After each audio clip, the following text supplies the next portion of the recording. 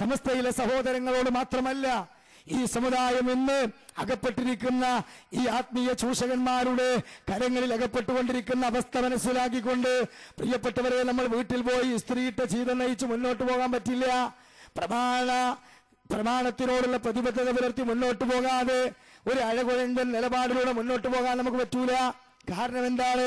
അല്ലാഹുവിന്റെ റസൂൽ സല്ലല്ലാഹു അലൈഹി വസല്ലമയുടെ ആ അല്ലാഹു തആലയാൽ പ്രവചിക്കപ്പെട്ട ആ വാക്ക് ഞാൻ ഇവിടെ പറഞ്ഞല്ലോ, ലാ തസാലു ത്വായിഫത്തൻ മിൻ ഉമ്മത്തി ളാഹിരീന അലൽ ഹഖ് ഹത്താ യഅതി അംറുല്ലാഹ്. അന്ത്യനാൾ വരെ ഹക്കിന്റെ മാർഗത്തിൽ ഒരു വിഭാഗം ഉണ്ടായിക്കൊണ്ടേയിരിക്കും. ഈ കേരളക്കരയില് പ്രിയപ്പെട്ട സഹോദരങ്ങള്, ആ ഉത്തരവാദിത്വം കൃത്യമായി ഏറ്റെടുക്കാൻ അല്ലാഹു തആല നമുക്കാണ് ഭാഗ്യം നൽകിയിട്ടുള്ളത്, അല്ലേ? അത് 2012 ഒരു പുതിയ തമാശയായി നിങ്ങൾ അതിനെ കരുതിയാലും അതാണ് യാഥാർത്ഥ്യം. അതുകൊണ്ടാണല്ലോ അല്ലാഹുവിന്റെ റസൂൽ സല്ലല്ലാഹു അലൈഹി വസല്ലം പറഞ്ഞതെന്ത്? അല്ലാഹുവിന്റെ ഹബീബ് പറഞ്ഞു, ബദഅൽ ഇസ്ലാം ഗരീബ, ഇസ്ലാം കടന്നു വന്നത് ഒരു അപരിതാവസ്ഥയിലാണ്. റസൂലുള്ള ദീനുമായി വരുമ്പോൾ അവിടെയുള്ള ആളുകൾക്ക് അതൊരു പുത്തൻവാദമായി, പുത്തൻ ആശയമായി തോന്നി. അതുകൊണ്ട് തന്നെ അല്ലാഹുവിന്റെ ഹബീബിന് അനവധി വിമർശനങ്ങളും പരിഹാസ്യങ്ങളും കേൾക്കേണ്ടി വന്നു, പീഡനങ്ങൾ സഹിക്കേണ്ടി വന്നു. പക്ഷേ പടർന്നു പന്തലിച്ചു പുഷ്പിച്ചു കായ്ച്ചുവെങ്കിൽ അല്ലാഹുവിന്റെ റസൂൽ സല്ലല്ലാഹു അലൈഹി വസല്ലം പറയാണ്, വസയഊദു കമാ ബദാ, അതുപോലെ ഒരു റിവേഴ്സ് ഗിയറിലേക്ക്, ഒരു അപരിതാവസ്ഥയിലേക്ക് ഇസ്ലാം വീണ്ടും മടങ്ങും. ആ കാലഘട്ടത്തില് ഫതൂബാ ലിൽ ഉറബാ, വ്യക്തമായി ദീന് സമൂഹത്തിന് എത്തിച്ചു കൊടുക്കുന്ന ആ ഉറബാകളെ അല്ലെങ്കിൽ സമുദായം, അപരിതർ അല്ലെങ്കിൽ പല പേരിൽ മുദ്ര കുത്തപ്പെടും. പുത്തൻവാദികൾ എന്ന് പറയും, നവീകരണവാദികൾ എന്ന് പറയും, ഇതൊക്കെ പറയും. കാരണം എന്താ? ഉറബാകളെ കുറിച്ച് അതൊക്കെ പറയും. എന്തുകൊണ്ട്? ഉനാസു സാലിഹീന ഫീ ഉനാസി സൂഇൻ കസീർ, വൃത്തികെട്ട ധാരാളം ആളുകൾക്കിടയിൽ. ഏത് വൃത്തികേടാ? വിശ്വാസ കർമാചാരങ്ങളിൽ അന്ധമായി തഖ്ലീദിലൂടെയും പ്രമാണവിരുദ്ധമായ ഒഴുക്കിലൂടെയും പോയ മലീമസപ്പെട്ട ആ വിഭാഗത്തിൽ നിന്ന് കറകളഞ്ഞ ഒരു വിഭാഗമായിരിക്കും അവർ. അവരുടെ ഡ്യൂട്ടി എന്താ? യുസ്ലിഹൂന മാ അഫ്സദൻ നാസു മിൻ ബഅദി മിൻ സുന്നതി, എനിക്ക് ശേഷം സുന്നത്തുകൾ കേടുവരുമ്പോൾ അതിന് ഇസ്ലാഹ് നടത്തുന്നവർ. ആ ഡ്യൂട്ടി നിർവഹിക്കുന്ന നമ്മൾ ഫസാദിനിറങ്ങാൻ പാടില്ല. സൂറത്ത് ബഖറയിൽ തുടക്കത്തിൽ ഞാൻ ചൊല്ലിവെച്ച ആയത്ത് അതാണ് നമ്മോട് പറയുന്നത്. എന്താണത്? വ്യക്തമായി കൊണ്ട് സഹോദരങ്ങള്, നിഫാഖുള്ള മനുഷ്യന്മാര് യഥാർത്ഥത്തിൽ ഇസ്ലാഹിനെ തകർക്കാൻ ശ്രമിക്കും. അത് എക്കാലത്തും സംഭവിച്ചിട്ടുള്ളതാ ഖുർആൻ പറഞ്ഞത്. നിങ്ങൾ അവരോട് പറയപ്പെട്ടാൽ ലാ തുഫ്സിദൂ ഫിൽ അർള്, നിങ്ങൾ ഭൂമിയിൽ ഒരിക്കലും ഫസാദ് ഉണ്ടാക്കരുത്, കുഴപ്പമുണ്ടാക്കരുത്. ആ സമയത്ത് അവർ പറയുമെന്ത്? ഖാലൂ ഇന്നമാ നഹ്നു മുസ്ലിഹൂൻ, ഞങ്ങൾ സമൂഹത്തിൽ ഇസ്ലാഹ് നടത്തുന്നവരാണ്. അപ്പൊ അല്ലാഹുവിന്റെ റസൂലിലൂടെ കൃത്യമായി കൊണ്ട് ഇസ്ലാഹ് നടത്തുന്ന ഒരു വിഭാഗം ഇവിടെ ഉണ്ടാകും എന്ന് വ്യക്തമായി പറഞ്ഞിട്ടുള്ള ആ പരിവർത്തനത്തിന്റെ അല്ലെങ്കിൽ സുന്നത്തുകൾ കേടുവരുമ്പോൾ അതിനെ നന്നാക്കാൻ വേണ്ടി രംഗത്ത് വന്ന ആ കൂട്ടായ്മയിൽ നിന്ന്, ആ ഇസ്ലാഹിൽ നിന്ന് പിന്നീട് അതിൽ നിന്ന് ഫിത്തന ഉണ്ടാക്കുന്നൊരവസ്ഥ ഉണ്ടാകാൻ പാടില്ല. പക്ഷെ ഇന്ന് അതാണ് ഉണ്ടായിക്കൊണ്ടിരിക്കുന്നത്. തുച്ഛമായ ലാഭത്തിന് വേണ്ടി പ്രമാണവിരുദ്ധമായ നീക്കങ്ങൾ, പൂർവികരായ സലഫുസ്സാലികളുടെ ആദർശ ആ പാതയെ വലിച്ചെറിഞ്ഞുകൊണ്ട് സ്വന്തം ഇച്ഛക്കും താല്പര്യങ്ങൾക്കും നിലനിൽപ്പിനും വേണ്ടി ദാഹിച്ചു കൊണ്ടിരിക്കുന്നവർ. കേരളക്കരയിൽ ഇന്നുണ്ടാക്കിയ ഫിത്തന നിങ്ങൾക്കറിയുമോ? കഴിഞ്ഞ 80 വർഷങ്ങളിൽ കേരളത്തിൽ ഇല്ലാത്ത വളർച്ച. ഇസ്ലാഹി പ്രസ്ഥാനത്തിന് ഈ മടവൂരികൾ എന്ന് പറയുന്ന ഹദീസ് നിഷേധികൾ, പ്രമാണവിരുദ്ധമായ വിശ്വാസങ്ങളും കർമ്മങ്ങളും പേറിയവർ, സംഘടനാ രംഗത്തും ആദർശരംഗത്തും കുതന്ത്രം കാണിച്ച് ഈ മഹത്തായ പവിത്രമായ സംഘടനയെ കീറിമുറിച്ച മനുഷ്യന്മാർ, ആ ആളുകൾ ഇതിൽ നിന്ന് മാറുകയും യഥാർത്ഥത്തിൽ സലഫിയത്തനുസരിച്ചുകൊണ്ട്, സലഫുസാലികളുടെ പാതയനുസരിച്ചുകൊണ്ടെങ്കിൽ മൻഹജു സലഫ്, ആ മനസ്സജ് സലഫ് അനുസരിച്ചുകൊണ്ട് നല്ല ഒരു വിപ്ലവം തന്നെ കേരളത്തിലുണ്ടായി. അതിന്റെ മാറ്റം എന്താണ്? അനവധി സാധാരണക്കാർക്കും പണ്ഡിതന്മാർക്കും തഅലിമീങ്ങൾക്കും കൃത്യമായി തൗഹീദിന്റെ വെളിച്ചം ലഭിച്ചു, സുന്നത്തിന്റെ വെളിച്ചം ലഭിച്ചു എന്നതിലുപരി ഇസ്ലാഹി പ്രസ്ഥാനത്തിനകത്ത് തന്നെ തർബിയത്തും തസ്കിയത്തും ഉണ്ടായി എന്നതാണ് അത്യത്ഭുതകരമായ ഒരു കാര്യം. പക്ഷേ പ്രിയപ്പെട്ട സഹോദരങ്ങളെ, എന്നാൽ ആ രൂപത്തിൽ ഉജ്ജ്വലമായി കടന്നു വന്നപ്പോൾ അള്ളാഹുവിന്റെ പരീക്ഷണം വീണ്ടും മുവഹിദുകൾക്ക് നേരെ ഉണ്ടായി. എന്തുകൊണ്ട്? ആ സലഫി ആദർശം ജീവിതത്തിൽ പാലിക്കേണ്ട ഒരു ഉജ്ജ്വല സംസ്കാരമാണെങ്കിൽ അത് കേവലം മറയായി പിടിച്ചവർക്ക് അത് വലിയ ഒരു വിനയായി, അതൊരു മൂർഖൻ പാമ്പായി, അല്ലെങ്കിൽ അത് ഒരു മൂർഖൻ പാമ്പ് പോലെ അല്ലെങ്കിൽ ഒരു വലിയ മുട്ടൻ വടി പോലെയൊക്കെ ആയി. അത് മൂർത്താവിൽ വന്ന് അടിക്കാൻ തുടങ്ങിയപ്പോൾ വമ്പിച്ച പ്രയാസം. അപ്പോൾ യഥാർത്ഥത്തിൽ ഈ പവിത്രമായ ആദർശ പ്രസ്ഥാനത്തെ നശിപ്പിക്കുന്ന തരത്തിലേക്കുള്ള പ്രവർത്തനങ്ങൾ കടന്നു വന്നു. അത് യഥാർത്ഥത്തിൽ പുറത്തുനിന്ന് നടത്തിയത് ചില ആളുകൾ ഏറ്റെടുത്തത് വഴി എന്തൊക്കെയാണ് ഇന്ന് നമ്മൾ അനുഭവിച്ചുകൊണ്ടിരിക്കുന്നത്. ഇന്ന് മുജാഹിദുകളിൽ ഓരോ മഹല്ലുകളിലും മറുപടിക്ക് വേണ്ടി എന്തു പറയുമെന്നറിയാതെ ദാഹിക്കുന്ന ഒരവസ്ഥാവിശേഷം വരെ ഉണ്ടാകുക. എന്താ കാരണം? മുജാഹിദ് പ്രസ്ഥാനം ഇക്കാലം എത്രയും പുലർത്തിപ്പോകുന്ന തൗഹീദിൽ നിന്ന് അവർ തകർന്നു പോയി. അതും കൂടെ ഈ വിഷയത്തിൽ പരിപൂർണമായി പറഞ്ഞെങ്കിൽ മുജാഹിദുകളുടെ ആദർശം അജയ്യമാണെന്നും നമുക്ക് മാത്രമേ തൗഹീദ് പറയാൻ അർഹതയുള്ളൂ എന്നും നമ്മുടെ തൗഹീദ് നയം മാറാത്ത ആദം അലൈഹി സ്വലാത്തു വസ്സലാമയുടെ കാലഘട്ടം വരെ പഴക്കമുള്ള അമ്പിയാക്കളുടെ പാരമ്പര്യമാണെന്ന് നമുക്ക് പറയാൻ പറ്റുള്ളൂ. അവിടെ തെളിയിച്ചിട്ടാണ് ഇൻഷാ അല്ലാഹ് പോണത്. കുറച്ച് ക്ലിപ്പുകളുണ്ട്, നിങ്ങൾ കേൾക്കുക. വിശദീകരണം ഞാൻ കുറയ്ക്കുകയാണ്. അപ്പൊ പ്രിയപ്പെട്ടവരെ, ഇപ്പൊ മുജാഹിദ് പ്രസ്ഥാനത്തെ പരിഹസിക്കുന്നത് സഖാഫികൾ എന്താണെന്നറിയോ? നിങ്ങൾ കേട്ടോളൂ. നമ്മുടെ പത്തപിരിയത്തുള്ള അബ്ദുൾ റഷീദ് സഖാഫി നമ്മളെ പറ്റി പറയുന്നത്. അതേ കൊണ്ട് തന്നെ തൗഹീദിന്റെ ഹോൾസെയിൽ ഡീലർഷിപ്പ് അവകാശപ്പെട്ടിരുന്ന പലരും ഇന്ന് ഏതാണ് ഒറിജിനൽ ഏതാണ് ഡൂപ്പ് എന്നറിയാതെ മഞ്ചേരി അങ്ങാടിയിലേക്ക് കമ്മുക്കുട്ടിക്കാക്ക അത്തർ വാങ്ങാൻ പോയ അവസ്ഥയിലാണ് ഇപ്പൊ ഉള്ളത്. ഞാൻ ആക്ഷേപിക്കാൻ വേണ്ടി പറയല്ല. ഇദ്ദേഹം കുരുമുളക് വിറ്റ് കാശ് കിട്ടിയപ്പോ ഏതായാലും പെരുന്നാളല്ലേ, മണമൊക്കെ അത് നന്നാക്കാൻ തീരുമാനിച്ചു. അത്യാവശ്യം അത്തർ വാങ്ങാൻ പോയതാണ്. ഇയാൾ അത്ര കച്ചവടക്കാരൻ്റെ അടുത്ത് എന്നിട്ട് പറഞ്ഞു, മോനെ നല്ല മണമുള്ള സൈസ് അത്തറും കൂട്ടുതാന്ന് പറഞ്ഞു, പൈസ ഒന്നും നോക്കണ്ടെന്ന് പറഞ്ഞു. അപ്പൊ അത്ര കച്ചവടക്കാരൻ ചോദിച്ചു, ഏത് അത്തറ വേണ്ടത്? കാരണം സംഗതി കമ്പനി പറഞ്ഞു കൊടുത്താൽ അതങ്ങ് കൊടുക്കും. അല്ല നല്ലതല്ലാത്ത നമ്മളെടുത്തില്ല, കാരണം മോശമുള്ള കച്ചവടക്കാർ കൊണ്ടൊന്നും നോക്കൂലല്ലോ. എന്നാ പിന്നെ ഏതാ വേണ്ടതെന്ന് ചോദിച്ചു. അപ്പൊ കയ്യൊന്ന് നീട്ടി പതുക്കെ ഒന്ന് തേച്ചു കൊടുത്തു. അത് തിരക്കടില്ലാന്ന് തോന്നി. ആ മണം ആസ്വദിച്ച് തീരുമ്പോഴേക്ക് അടുത്ത കൈമ മറ്റേ പുരട്ടി. അപ്പം ഇതും കൊള്ളാം. അപ്പോഴേക്ക് മൂന്നാമത്ത് ഇത് തിരക്കടില്ല. പിന്നെ നാലാമത്ത് ഒരു 5-6 തൗഹീദാണ് തേച്ചപ്പോ ഇനിയിപ്പോ ഏതാ വേണ്ടതെന്ന് അറിയണില്ല. അല്ല ഏതാ വേണ്ടത്, ഏതെങ്കിലും തന്നളാ, അങ്ങനെ ഉണ്ടല്ലോ. കാരണം ഇത് കൺഫ്യൂഷൻ ആയിപ്പോയി. നമ്മളെ ഹനീഫ കായക്കോടിന്റെ ഭാഷയിൽ പറഞ്ഞാൽ അത് കൺഫ്യൂഷനാണ്. ഇപ്പോൾ ഏത് തൗഹീദാണ് അചഞ്ചലം എന്നറിയാതെ ചഞ്ചലപ്പെട്ടു പോയ തൗഹീദിൽ കുടുങ്ങി കുറെ ആളുകൾ. നമ്മൾ ഇപ്പോൾ ഫോക്കസ് ചെയ്യുന്നത് അത്തരം ആളുകളെയാണ്. നല്ല മനുഷ്യന്മാർ അറിയാതെ അബദ്ധത്തിൽ കുടുങ്ങിപ്പോയതാണ്. അത്തരം ആളുകൾക്ക് ഒരു അനസ്തേഷ്യയുടെ പീരീഡാണ്. ഓപ്പറേഷൻ ശരിക്കും സക്സസ് ആകും. അതുകൊണ്ട് തന്നെ നിഷ്പക്ഷമായി ചിന്തിക്കുന്ന ആളുകൾക്ക് മൊത്തത്തിൽ പ്രമാണത്തിന്റെ പിന്തുണയോടൊപ്പം പ്രമാണിമാരുടെ വാക്കും കൂടെ അതും ശരിക്ക് ക്ലിപ്പാക്കി ഇട്ടുകൊടുത്തുകൊണ്ടാണ് വിഷയങ്ങൾ മനസ്സിലാക്കി കൊടുക്കുന്നത്. അള്ളാഹു സത്യം മനസ്സിലാക്കി തിരിച്ചു വരാൻ പലർക്കും തൗഫീഖ് നൽകുമാറാകട്ടെ. ഒരു കാര്യം ഉറപ്പാ, നമ്മുടെ ക്ലിപ്പിംഗ് സഹിതമുള്ള പ്രസംഗങ്ങൾ നിഷ്പക്ഷമായിരുന്ന് 1-2 പ്രസംഗം കേട്ടാൽ ഉറപ്പാണ് അള്ളാനെ പേടിയുള്ള ആളുകൾക്ക് മാറ്റം വരും. ഞാൻ പ്രതീക്ഷിക്കുന്നു ഈ തൗഹീദ് കാമ്പയിൻ അല്ലെങ്കിൽ നമ്മുടെ തൗഹീദ് അചഞ്ചലമാണെന്ന പ്രമേയത്തിന്റെ ചർച്ച ഈ 2-3 മാസ കാലയളവെടുത്ത് കേരളത്തിന്റെ കവലകൾ മുഴുവൻ ചർച്ച ചെയ്യുമ്പോഴേക്ക് ഇൻഷാ അല്ലാഹ് ബിദ്അഈ കൂടാരത്തിൽ നിന്ന് നല്ലൊരു കുത്തൊഴുക്ക് സുന്നത്തമായത്തിന്റെ തറവാട്ടിലേക്ക് പ്രതീക്ഷിക്കാൻ കഴിയുമെന്ന ഒരു നല്ല പ്രതീക്ഷയിലാണ് നമ്മൾ. അല്ലാഹു തൗഫീഖ് നൽകുമാറാകട്ടെ. അപ്പൊ സഹോദരങ്ങളെ, നമ്മളും ഫോക്കസ് ചെയ്യുന്ന അത്തരത്തിലുള്ള ഇഖ്ലാസുള്ള കുടുങ്ങിപ്പോയ പാവങ്ങളെ തന്നെയാണ്. നിങ്ങൾ മാത്രമല്ല ഫോക്കസ് ചെയ്യണത്. നിങ്ങൾ ഫോക്കസ് ചെയ്യുന്ന എന്തിനാണ്? ഇങ്ങനെ കുടുങ്ങിയ ഏതെങ്കിലും ഒരുത്തന് ഈ പാരമ്പര്യ ഖുറാഫാത്ക്ക് കിട്ടുമെങ്കിൽ അതാകട്ടെ എന്നാണ് ഏറ്റവും ലാസ്റ്റ് ഈമാൻ. ആദ്യത്തെ ഈമാൻ ഏതാ? പടച്ചോനെ ഇനിയെങ്കിലും വഹാബി പ്രസ്ഥാനത്തിലേക്ക് ഒരൊറ്റൊന്നും ഒഴുകാതിരിക്കണേ എന്നതാണ് ഇപ്പൊ നിങ്ങൾക്കുള്ള ഇതിലുള്ള മെച്ചം. രണ്ടും നടക്കൂല, ഒറ്റൊന്നും അങ്ങോട്ടും വരൂല. വന്നു എന്ന് നിങ്ങൾ തിരുവനന്തപുരത്ത് പറഞ്ഞതിന്റെ കഥ ഞാൻ ഇൻഷാ അല്ലാഹ് ഇവിടെ കേൾപ്പിക്കുന്നുണ്ട്. അപ്പൊ പ്രിയപ്പെട്ട സഹോദരങ്ങളെ, അങ്ങനെ വരൂല. അതുപോലെ തന്നെ മുജാഹിദ് പ്രസ്ഥാനത്തെ സംബന്ധിച്ചിടത്തോളം ഞങ്ങൾക്ക് കമ്മൂട്ടുകുട്ടിയാക്ക അത്തർ വാങ്ങാൻ പോയ ഗതികേടൊന്നും വന്നിട്ടില്ല. എന്തുകൊണ്ടാ? പൂർവികരായ സലഫ് സ്വാലികൾ ഉൾക്കൊണ്ട തൗഹീദിന്റെ നിർവചനവും അതേ താരീഫും അനുസരിച്ചുകൊണ്ട് ജീവിതത്തിൽ തൗഹീദിനെ നെഞ്ചിലേറ്റിയ ഒരൊറ്റ ആദർശബോധമുള്ള മുജാഹിദുകൾക്കും അത്തർ മാറിപ്പോയിട്ടില്ല. മണം കേട്ടിട്ട് കൺഫ്യൂഷൻ ആയിട്ടില്ല. കൺഫ്യൂഷൻ ഉണ്ടാക്കിയവർക്കും കൺഫ്യൂഷൻ ആയവർക്കും തൗഹീദ് മാറിപ്പോയിട്ടുണ്ട്.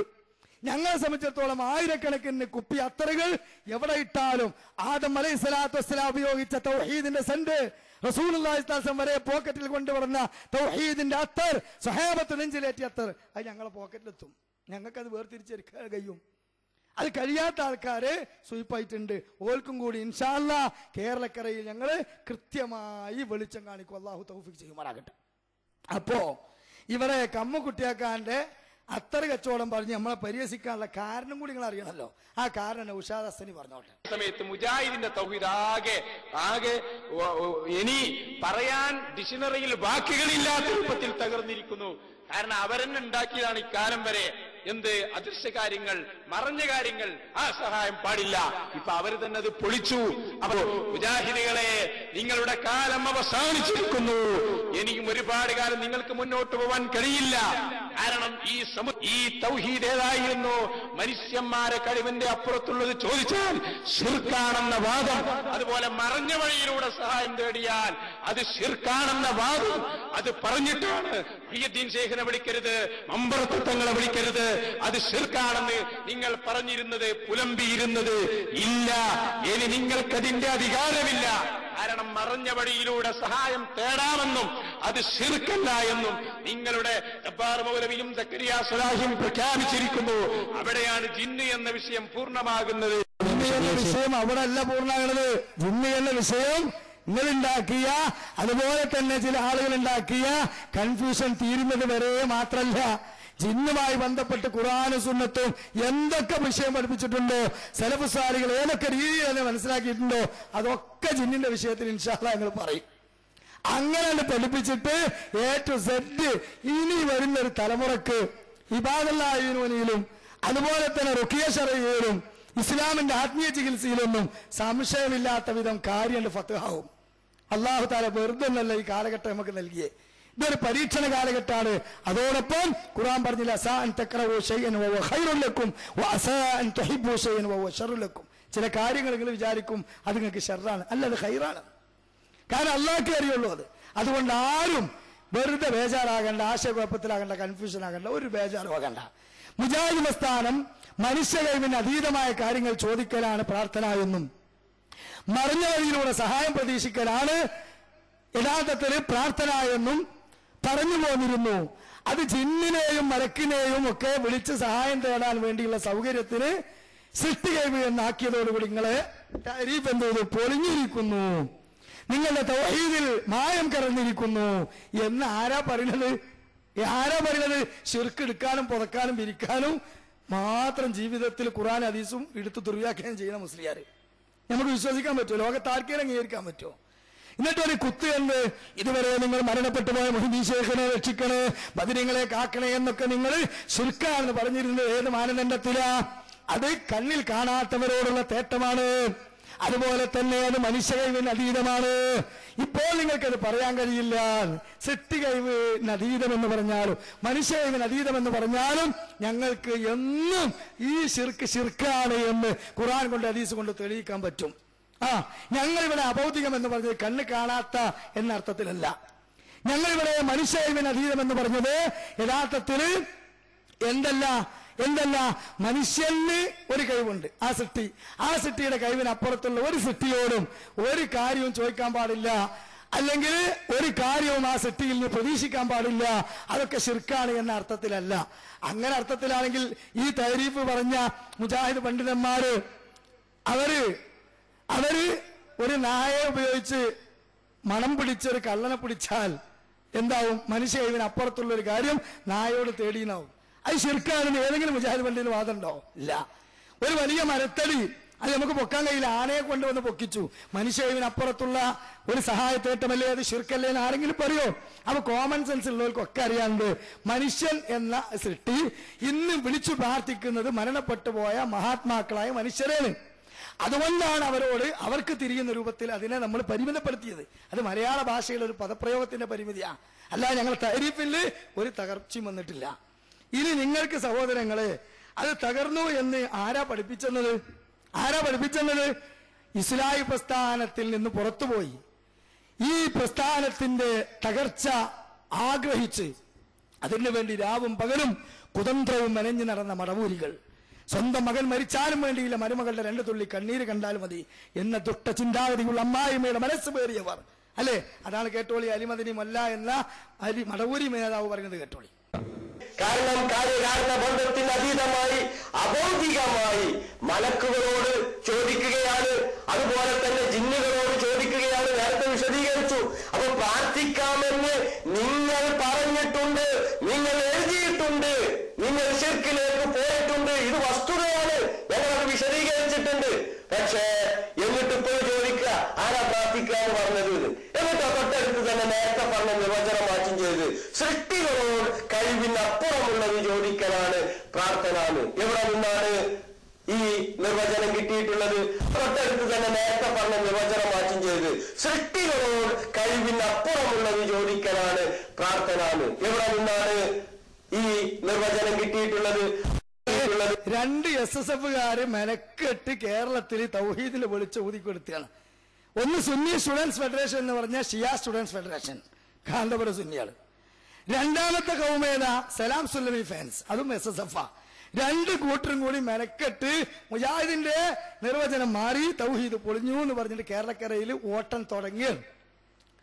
എന്നാ തുടങ്ങിയതിന് മുതലും തുടങ്ങിയതിനു ശേഷം അത് പൂർത്തിയായതിനു ശേഷം പൂർത്തിയായതിനു മുമ്പൊക്കെ മുജാഹിദ് പ്രസ്ഥാനത്തിന്റെ നിർവചനത്തിൽ ഒരു മാറ്റമില്ല. സൃഷ്ടികൈവിന് അതീതം എന്ന് പറഞ്ഞാലും മനുഷ്യകൈവിന് അതീതം എന്ന് പറഞ്ഞാലും പരസ്പര വൈരുദ്ധ്യമുള്ളൊരു ഫത്വ അല്ലത്. അത് വളരെ കൃത്യമായി ഇസ്ലാം പ്രസ്ഥാനത്തിലെ തലതൊട്ടപ്പൻ അല്ലെങ്കിൽ ഞങ്ങളുടെ വലിയ നേതാവ് എന്നൊക്കെ നമുക്ക് പറയാവുന്ന അബ്ദുറഹ്മാൻ സലഫി ഉണ്ടല്ലോ, മൂപ്പരെന്നെ പറയുന്നത് കേട്ടോളി നിങ്ങൾ. മടവൂരികൾ നമ്മളെ സംബന്ധിച്ച് ആദ്യമൊക്കെ നമ്മൾ മനുഷ്യ കഴിവിനപ്പുറം എന്നാണ് പ്രാർത്ഥനയ്ക്ക് നിർവചനം നൽകിയെങ്കിൽ ഈ ജിന്നിന്റെ വിഷയം വന്നതിന് ശേഷം മനുഷ്യ സൃഷ്ടികൾക്കപ്പുറം എന്ന് പറയുന്നുണ്ട്. ഈ വാദം ശരിയാണോ? അവർ ഉന്നയിക്കുന്നതിന് എന്താണ് മറുപടി പറയുക? നമ്മൾ ഉപയോഗിച്ച ഒരു വാചകവും തിരുത്തേണ്ട ആവശ്യമില്ല. ചില ആളുകൾക്ക് അങ്ങനെ ഒരു തോന്നലാണ്, പണ്ടത്തെ പ്രയോഗങ്ങളെക്കാൾ നല്ല ചില പുതിയ പ്രയോഗങ്ങൾ എന്നുള്ള നിലയ്ക്ക് ആരെങ്കിലും ചിലപ്പോൾ ഉപയോഗിച്ചിട്ടുണ്ടാകാം. മനുഷ്യ കഴിവിന് അതീതമായ എന്ന് പറഞ്ഞാൽ അതുകൊണ്ട് ഉദ്ദേശിക്കുന്നത് മനുഷ്യൻ ഒരു സൃഷ്ടിയാണ്. അതൊരു മനുഷ്യനോട് അവന്റെ കഴിവിന് അതീതമായ കാര്യങ്ങളുണ്ട്. ഇതുപോലെ ഏതൊരു സൃഷ്ടിയോടും ആ സൃഷ്ടിയുടെ കഴിവിന് അതീതമായ കാര്യങ്ങൾ ആവശ്യപ്പെടുക എന്നതുകൊണ്ടുള്ള വിവക്ഷ കാര്യകാരണ ബന്ധങ്ങൾക്ക് അതീതമായ പ്രാപഞ്ചിക നിയമങ്ങൾക്ക് അതീതമായ കാര്യങ്ങളിൽ അവരോട് സഹായം ആവശ്യപ്പെടുക, പ്രാർത്ഥിക്കുക എന്നതാണ്. അതാണ് ശിർക്ക്. അപ്പോൾ മുമ്പ് ഉപയോഗിച്ച വാചകങ്ങൾ തിരുത്തേണ്ടതോ അങ്ങനെ തിരുത്തുന്ന ഒരവസ്ഥയോ നമ്മളെ സംബന്ധിച്ചിടത്തോളം അല്ല. നമ്മളൊക്കെ എപ്പോഴും ആ പണ്ട് പറഞ്ഞ അതിനെ പറയാറുള്ളത്. അതിങ്ങനെ ആരെങ്കിലും എഴുതുമ്പോൾ മാറിപ്പോയിട്ടുണ്ടെങ്കിൽ അതിന്റെ പിന്നാലെ ചില ആളുകൾ ഇത്തരം സംശയങ്ങളും ചോദ്യങ്ങളുമായിട്ട് കൂടുന്നു എന്ന് മാത്രമേ ഉള്ളൂ. അപ്പൊ നമുക്കത് തിരുത്തേണ്ട ഒരാവശ്യമല്ല. ഇനിയിപ്പോ ഒരാൾ മനുഷ്യ കഴിവിന് അതീതമായ എന്നതിന് പകരം സൃഷ്ടികളുടെ കഴിവിന് അതീതമായ എന്ന് എഴുതിപ്പോയാൽ ആദ്യം പറഞ്ഞത് തെറ്റും രണ്ടാമത്തേത് ശരിയും എന്ന് അതിന് അർത്ഥമില്ല.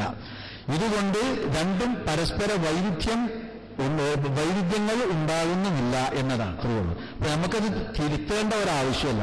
ഇനിയിപ്പോ ഒരാൾ മനുഷ്യ കഴിവിന് അതീതമായ എന്നതിന് പകരം സൃഷ്ടികളുടെ കഴിവിന് അതീതമായ എന്ന് എഴുതിപ്പോയാൽ ആദ്യം പറഞ്ഞത് തെറ്റും രണ്ടാമത്തേത് ശരിയും എന്ന് അതിന് അർത്ഥമില്ല. ഇതുകൊണ്ട് രണ്ടും പരസ്പര വൈരുദ്ധ്യങ്ങൾ ഉണ്ടാകുന്നുമില്ല എന്നതാണ്.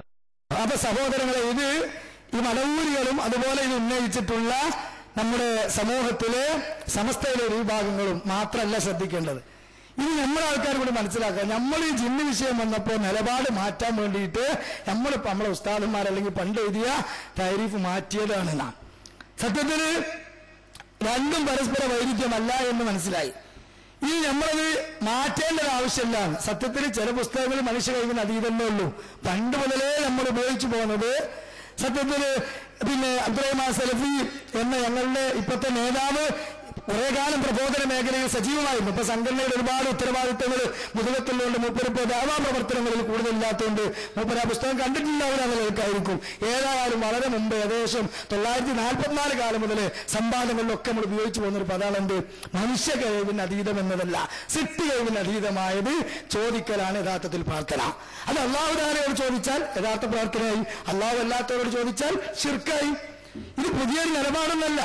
അപ്പൊ സത്യത്തില് രണ്ട് ആശയക്കുഴപ്പം കൃത്യമായിട്ട് നമ്മക്കും തീരും പുറത്തുള്ളവർക്കും തീരും. അതിന് കെ സക്കരിയ സ്വലാഹി തന്നെ വളരെ മുമ്പ് വിശദീകരിച്ച ഒരു വിശദീകരണം നിങ്ങളൊന്ന് കേൾക്കുക. പറഞ്ഞിരുന്നത് മനുഷ്യ കഴിവിന്റെ അതീതമായ കാര്യങ്ങളിൽ ഗുണമോ അഭൗതികമായ മാർഗത്തിലൂടെ ഗുണമോ ദോഷമോ ചെയ്യാൻ സാധിക്കുമെന്ന വിശ്വാസത്തോടുകൂടി മനുഷ്യ കഴിവിന്റെ അതീതമായ കാര്യങ്ങളിൽ ആരോടെങ്കിലും സഹായം തേടിയാൽ, അഭ്യർത്ഥന നടത്തിയാൽ അതാണ് പ്രാർത്ഥന എന്നാണ് മുമ്പ് പറഞ്ഞിരുന്നത്. ഇപ്പോൾ അത് മാറ്റി എന്നാൽ പിന്നെ മനുഷ്യ കഴിവിന് അതീതമായ എന്നിടത്ത് സൃഷ്ടികളുടെ കഴിവിന് അതീതമായ എന്ന് തന്നെ പറഞ്ഞാൽ പോരായിരുന്നോ? വാസ്തവത്തിൽ ഇങ്ങനെ നമ്മൾ പ്രയോഗിക്കാനുള്ള കാരണം എന്താണെന്നറിയോ? ഇവിടെ മുസ്ലിമീങ്ങളിൽ ശിർക്ക് ചെയ്യുന്ന എല്ലാ ആളുകളും അല്ലാഹുവല്ലാത്തവരെ വിളിച്ചു പ്രാർത്ഥിക്കുന്നു. വിളിച്ചു പ്രാർത്ഥിക്കപ്പെടുന്നവർ മനുഷ്യരിൽപ്പെട്ട മഹാന്മാരാണ്. ബദരീങ്ങള്, മമ്പർക്ക തങ്ങള്, മൊഹ്യുദ്ദീൻ ശൈഖ്, റിഫായി ശൈഖ് തുടങ്ങി അല്ലാഹുവല്ലാതെ ആരാധിക്കപ്പെടുന്നവരൊക്കെ മനുഷ്യന്മാരാണ്. അതുകൊണ്ട് നമ്മൾ അവരോട് ചോദിക്കുന്നു, ജനങ്ങളെ, നിങ്ങൾ ഈ ചോദിക്കുന്ന കാര്യം കേവലം മനുഷ്യനായ ബദരീങ്ങൾക്കോ അല്ലെങ്കിൽ മൊഹ്യുദ്ദീൻ ശൈഖിനോ മമ്പറത്തങ്ങൾക്കോ തരാൻ സാധിക്കുമോ? ഒരിക്കലുമില്ല. അതുകൊണ്ട് മനുഷ്യരിൽ അപ്പുറത്തുള്ള കാര്യങ്ങൾ അവരോട് ചോദിച്ചിട്ട് കാര്യമില്ല എന്ന് വ്യക്തമാക്കാനാണ് മനുഷ്യ കഴിവിന് അതീതമായ എന്ന വാക്ക് നമ്മൾ ഉപയോഗിച്ചത്. പക്ഷേ ആ വാക്കിൽ കടിച്ചു തൂക്കിക്കൊണ്ട് സൃഷ്ടികളെ കഴിവിന് അതീതമായ എന്നത് ഇപ്പോൾ പുതുതായി ഉണ്ടാക്കിയതാണ്. ജിന്ന് വിഷയം വന്നപ്പോ ജിന്നുകളോട് സഹായം തേടുന്നത് തെറ്റല്ല എന്ന് പറയാൻ വേണ്ടി പുതുതായിട്ട് ഇവർ കണ്ടുപിടിച്ചതാണ് എന്നാണ് പറയുന്നത്.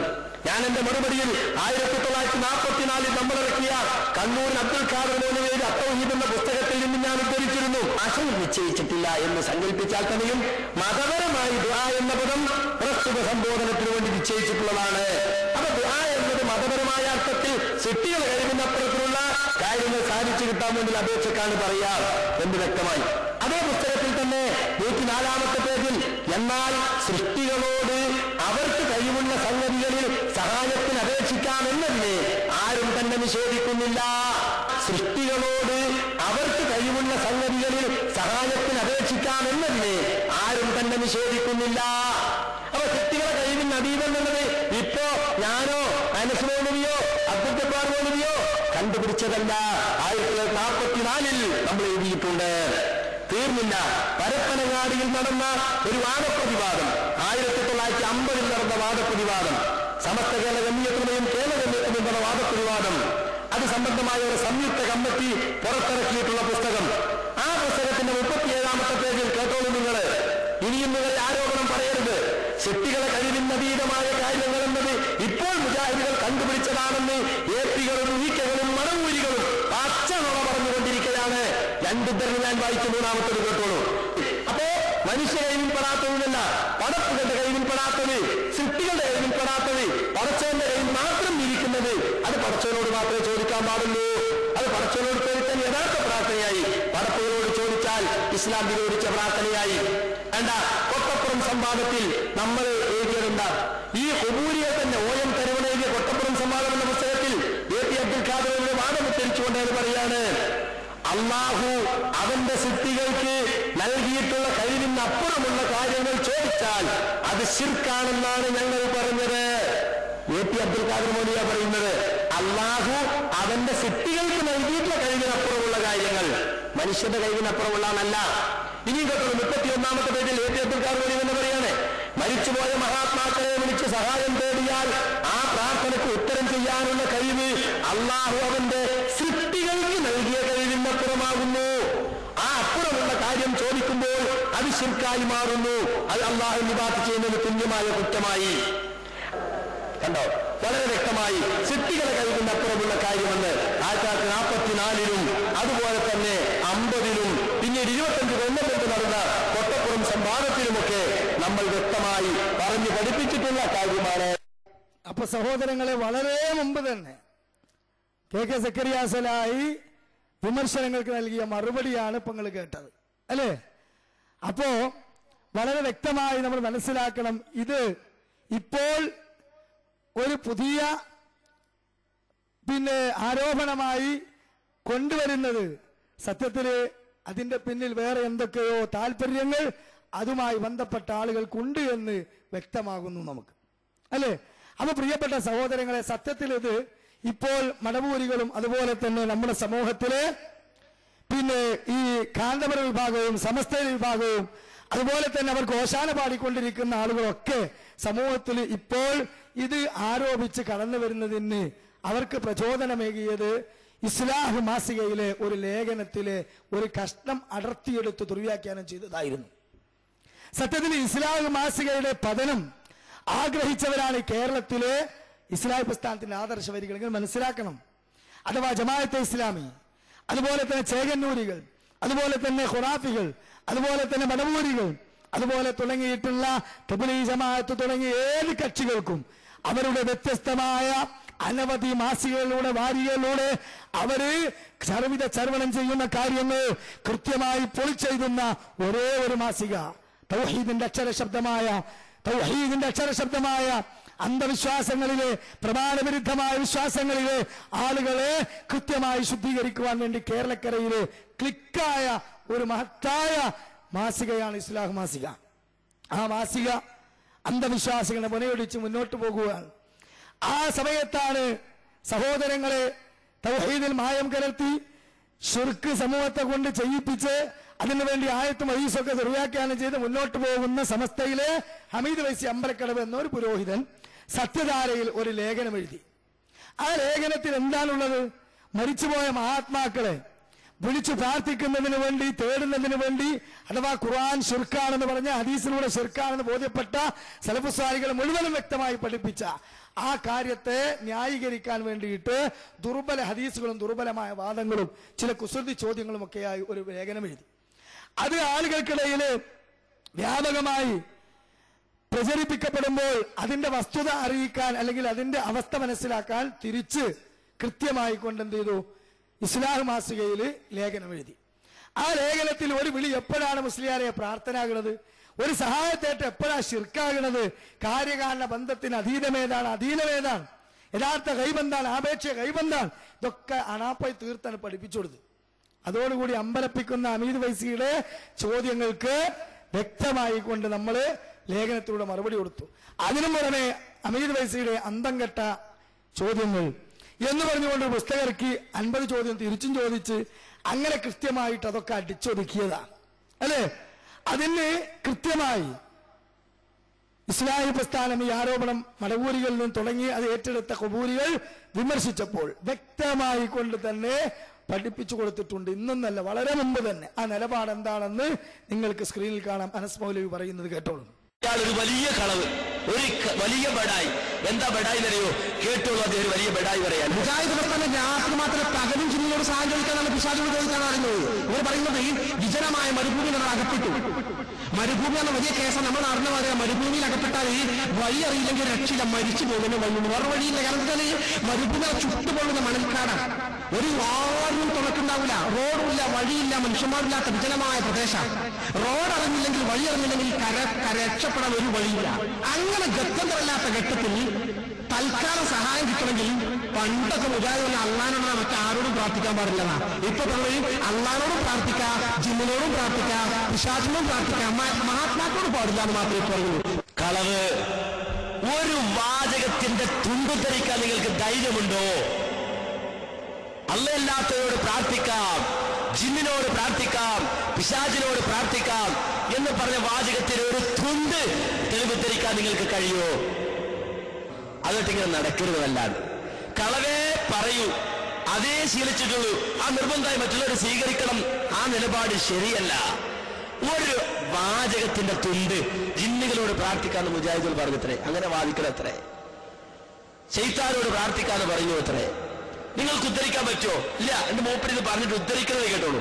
ഉദ്ധരിക്കുന്ന വാചകം എന്താ കേട്ടോളൂ. അവർ പറഞ്ഞെന്താ വെച്ചാൽ അത് കുടുങ്ങാണെങ്കിൽ ജിന്നിനോട് ചോദിച്ചോളൂ. ജിന്നി വഴി കാണിച്ചു തരാൻ സാധ്യതയുണ്ട്, പിശാച് വഴി കാണിച്ചു തരാൻ സാധ്യതയുണ്ട്. ഞാൻ വായിച്ചു കേൾപ്പിക്കാം. പകൽ വെളിച്ചത്തിൽ വിജനമായ മരുഭൂമിയുടെ വഴിയറിയാതെ നടന്നു നീങ്ങുന്ന ഒരാൾ പരിസരത്ത് ആരെയും കാണുന്നില്ല. ഇവിടെ എന്റെ ശബ്ദം കേൾക്കുന്ന ആരെങ്കിലും മനുഷ്യൻ, മലക്ക്, ജിന്ന് എന്നെ സഹായിക്കട്ടെ എന്ന് നനച്ച് പടപ്പുകളെ എന്നെ സഹായിക്കണേ, എനിക്ക് വഴി കാണിച്ചു തരണേ എന്ന് ഉച്ചത്തിൽ വിളിച്ചു പറയുന്നുവെങ്കിൽ അഭൗതിക മാർഗത്തിന്റെ സഹായത്തേട്ടം അതിലില്ല. അതുകൊണ്ടത് ശിർക്കല്ല. ഇവർ പറയുന്നത് ഈ വഴിയറിയാതെ വിഷപ്പിക്കുന്ന വിജനമായ മരുഭൂമിയുടെ മുസ്ലിം സഹോദരനെ പിശാചിനോട് വഴി കാണിച്ചു തരാൻ, ജിന്നിനോട് വഴി കാണിച്ചു തരാൻ ആവശ്യപ്പെടാനാണ് പറയുന്നത്. ഹലോ, ആ വാചകം കൂട്ടിമാറ്റാണ് അദ്ദേഹം. ഒരാൾ ഒരു വിജനമായ മരുഭൂമിയിൽ അകപ്പെട്ടു. ആ മരുഭൂമിയിൽ അകപ്പെട്ടു പോയ ഒരു മനുഷ്യൻ വിളിച്ചു പറയാൻ, ആരെങ്കിലും എന്നെ സഹായിക്കണേ എന്ന് വിളിച്ചു പറയാം. അയാൾ ഉദ്ദേശിക്കാൻ, എന്റെ ശബ്ദം കേൾക്കുന്ന മലക്കുണ്ടെങ്കിൽ മലക്ക് കേട്ടോട്ടെ, എന്റെ ശബ്ദം കേൾക്കുന്ന ജിന്നുണ്ടെങ്കിൽ ജിന്നും കേട്ടോട്ടെ, എന്റെ ശബ്ദം കേൾക്കുന്ന മനുഷ്യനുണ്ടെങ്കിൽ മനുഷ്യനും കേട്ടോട്ടെ എന്ന് വിചാരിച്ചിട്ട് അദ്ദേഹം വിളിച്ചു പറയുന്നത്. എങ്കിൽ അത് ശിർക്കല്ല, അബോധികമല്ല, കാര്യകാരണ ബന്ധങ്ങൾക്ക് അതീതമല്ല. എന്താ തെറ്റതില്? ആ വാചകത്തിൽ അതിൽ നിന്ന് എവിടുന്നാ കിട്ടിയത്? ജിന്നുകളോട് പ്രാർത്ഥിക്കാൻ എവിടുന്നാ കിട്ടിയത്? എവിടുന്നാ കിട്ടിയത്? നേരത്തെ ഞാൻ പറഞ്ഞല്ലോ, അബൗദികം എന്ന് പറഞ്ഞാൽ എന്താണ്, മറഞ്ഞ വഴി എന്ന് പറഞ്ഞാൽ എന്താണ്, ഒഴിബിയായത് എന്ന് പറഞ്ഞാൽ എന്താണ്, നേരത്തെ പറഞ്ഞല്ലോ. അപ്പൊ ഒരു വാചകം കിട്ടിയതുപോലെ ഇത് എത്ര കൊല്ലം മുമ്പ് മുജാഹിദിൽ കൃത്യമായി പറഞ്ഞു കൊടുക്കണ്ട്. ഇവർ പണ്ടേ ചോദിക്കണ്ട്, പണ്ടേ ഇവർ ചോദിക്കാണ്ട് ഈ ചോദ്യം എന്ത്, യാ ഇബാദല്ലാ എന്നില്ലേ മറിയ ഹാജറ ബീവി. ആ ഹാജറ ബീവി ഇതാ ആ സഭയുടെയും മറുപടിയിൽ ഇടപെടപ്പെട്ടപ്പോ ജിബ്രീൽ വന്ന് അവിടെ വന്ന് നിന്നപ്പോ അറീഫ് അറീഫ് എന്ന് ചോദിച്ചില്ലേ, അറീഫ് അറീഫ് എന്ന് ചോദിച്ചില്ലേ? അന്ന് മുതൽ മുജാഹിദിൽ മറുപടി പറയാം. വീണ്ടും ഇവർ ചോദിക്കും, സുലൈമാൻ നബിയുടെ മുന്നിൽ ജിന്നുകൾ ഉണ്ടായിരുന്നില്ലേ? സുലൈമാൻ നബി ചോദിച്ചില്ലേ അവരോട്, അയ്യുക്കും നിവത്തീനി അർഷിഹ, ആരാണ് അർഷിങ് കൊണ്ടുവരിക എന്ന് ചോദിച്ചില്ലേ? ഇവര് പണ്ടേ ചോദിക്കണേ. അന്ന് മുതൽ മുജാഹിദിൽ മറുപടി ഉണ്ട്.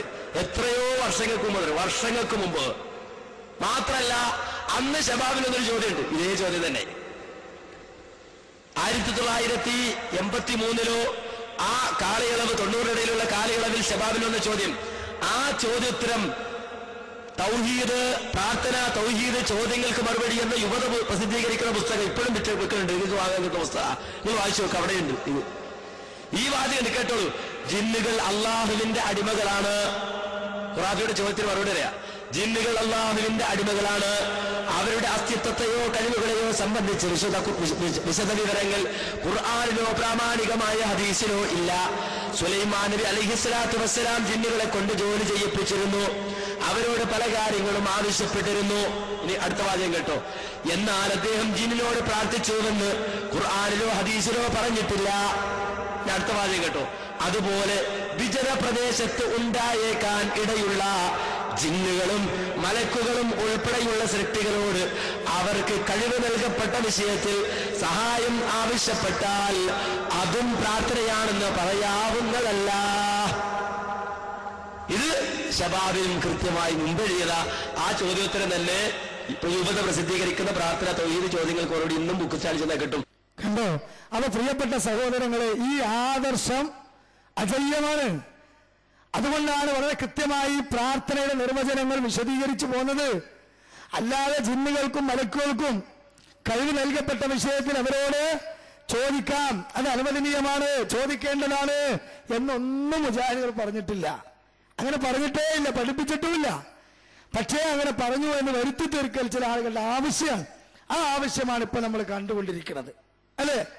ഇതിന്റെ ഭാഗമായിട്ട് സഹോദരങ്ങളെ, മുജാഹിദ് പ്രസ്ഥാനത്തിലെ ഓരോ ആളുകളിൽ നിന്ന് എത്രമാത്രം അപമാനമാണ് ഏറ്റുവാങ്ങുന്നത്, എത്രമാത്രം വലിയ ആരോപണങ്ങളാണ് ഏറ്റുവാങ്ങുന്നത്. അത് വിശ്വസിച്ചുകൊണ്ട് പലരെ പറ്റിയും നമ്മൾ വേണ്ടാത്ത വിശ്വാസങ്ങൾ വെച്ച് വില പുലർത്തി. സിറാജ് പത്രത്തില് മുജാഹിദ് പ്രസ്ഥാനത്തെ നിന്നും പുറത്താക്കപ്പെട്ട മുജാഹിദ് ബാലുശ്ശേരിയെ പോലെയുള്ള സക്കരിയ സുലായെ പോലെയുള്ള ആളുകൾ, അവരുടെ പിൻഗാമികളായ മുജാഹിദ് പ്രസ്ഥാനത്തില് കുറെ ആളുകൾ ഉണ്ട്, അവരുമൊക്കെ ശിർക്കിലേക്ക് ഒഴുകിക്കൊണ്ടിരിക്കുന്നു. എന്തിനായി ലേഖനം എഴുതിയത്? ആരാധന പ്രചോദനം. ആരാ പ്രചോദനം? ഇസ്ലാഹി പ്രസ്ഥാനത്തിന്റെ വാരികയായ വിശുദ്ധത്തിൽ അവർക്ക് കിട്ടിയതാണ് എന്നാണ് ഇവിടുന്ന് വരെ മുസ്ലിയാക്കന്മാർ പറയുന്നത്. നമ്മളെ സംബന്ധിച്ചിടത്തോളം പുറത്താക്കിയ സക്കരിയ സുലായോ അല്ലെങ്കിൽ ബാലുശ്ശേരിയോ അവരെ പറ്റിയുള്ള വിഷയങ്ങളല്ല ഇവിടെ ചർച്ച ചെയ്യുന്നത്. അത് അവരെല്ലാം ഭംഗിയായിട്ട് പുറത്ത് ചർച്ച ചെയ്യുന്നുണ്ട്. രണ്ടും കേട്ട് പ്രമാണം സ്വീകരിക്കണമെന്ന് ഖുർആൻ പറഞ്ഞ പോലെ കാര്യങ്ങൾ കേൾക്കാൻ തയ്യാറായ എല്ലാവർക്കും ഊഹാഭോഹങ്ങളൊക്കെ മനസ്സിലാകും. ഞങ്ങളെ സംബന്ധിച്ചിടത്തോളം അതല്ല ഇവിടെ ചർച്ച ചെയ്യുന്നത്. ഞങ്ങൾക്ക് ഈ മഹത്തായ കേരള ജംഇയ്യത്തുൽ ഉലമ KNM എന്ന ഈ പണ്ഡിത സംഘടനയും പ്രബോധന പ്രവർത്തനത്തിന് വേണ്ടി അല്ലാഹു സുബ്ഹാനഹു വ തആല നിർണയിച്ചിട്ടുള്ള ആ അവസരങ്ങൾ ഉപയോഗിക്കുവാൻ വേണ്ടിയുള്ള സംഘടന ഞങ്ങൾക്ക് വേണം.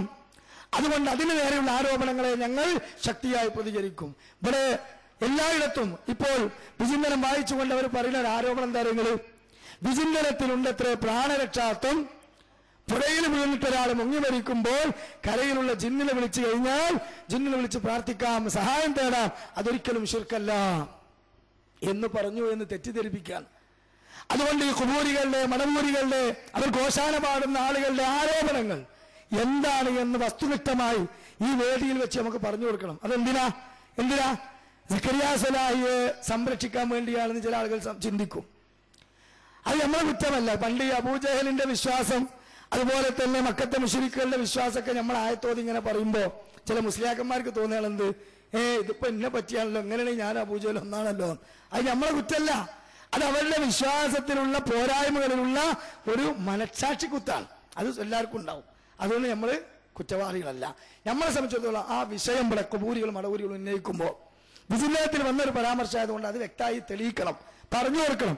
നമ്മള് ഒരിക്കലും അത് കേട്ടിട്ട് ഒരു വ്യക്തിയെ ഇല്ലാത്തൊരു വ്യക്തിയുടെ പേരിൽ ശിർക്കാരോപിച്ചാൽ അതിന്റെ കുറ്റം നമുക്ക് കിട്ടൂലേ.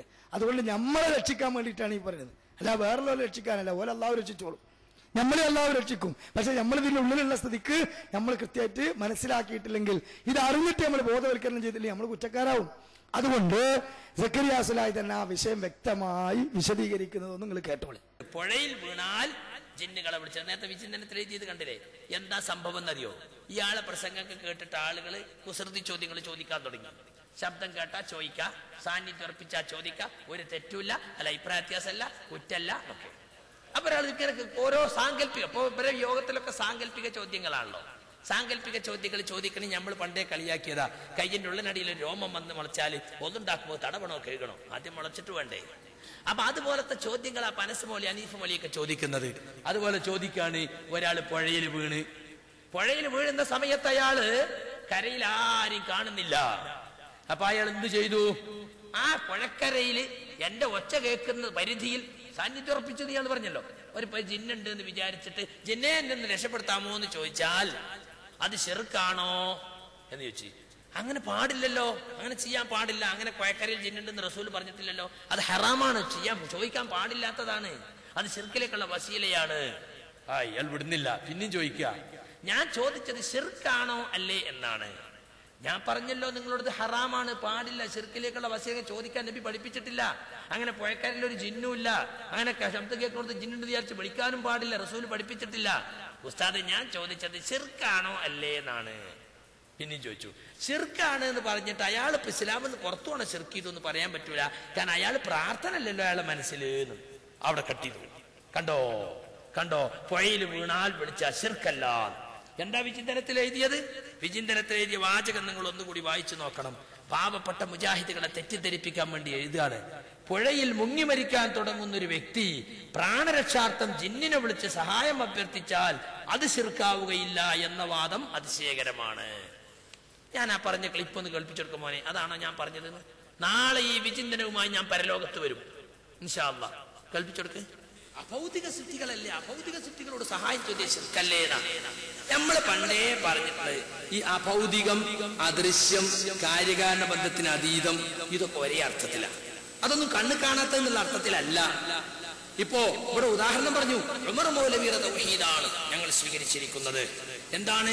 പുഴയിൽ വീഴുന്ന സന്ദർഭത്തിൽ കരക്കുള്ള ജോസഫേ എന്ന് വിളിച്ചാൽ അത് ശിർക്കല്ല. കാരണം ജോസഫ് വരുന്നതും നീന്തി വന്ന് രക്ഷപ്പെടുന്നതും നമ്മൾ കാണുന്ന മാർഗത്തിലാണ്. മൊയ്തീൻ ശൈഖേ എന്ന് വിളിച്ചാൽ ശിർക്കാണ്, കാരണം കാണാത്ത മാർഗത്തിലാണ്. ഈ അദൃശ്യം എന്നതിന് കണ്ണ് കാണാത്താന്ന് അർത്ഥം അല്ല. അത് മാത്രമല്ല, അതിനർത്ഥം കാര്യകാരണ ബന്ധങ്ങൾക്ക് അതീതമായി സഹായിക്കാനാണ്. മനസ്സിലായില്ലേ? ജോസഫ് സഹായിക്കുന്നത് മനുഷ്യൻ അള്ളാഹു കൊടുത്തിട്ടുള്ള കഴിവിന്റെ അടിസ്ഥാനത്തിൽ. അതുകൊണ്ടാണ് ജോസഫിനോട് നമ്മൾ ചോദിക്കുന്നതും.